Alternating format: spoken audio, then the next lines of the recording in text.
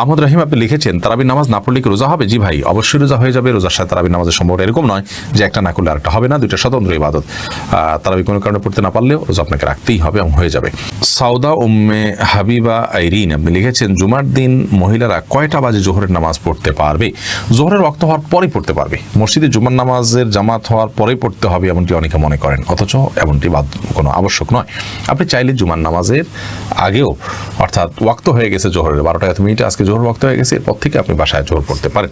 শিমু খান আপনি লিখেছেন জাকাতের টাকা দিয়ে কি এতিমখানা এতিমদের ইফতার করানো যাবে?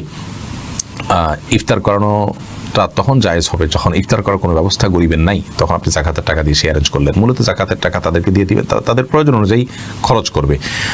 আপনি নিজে আইটেম ফিক্স করে দিবেন না যে জাকাতের টাকা দিয়ে তুমি এটাই করো।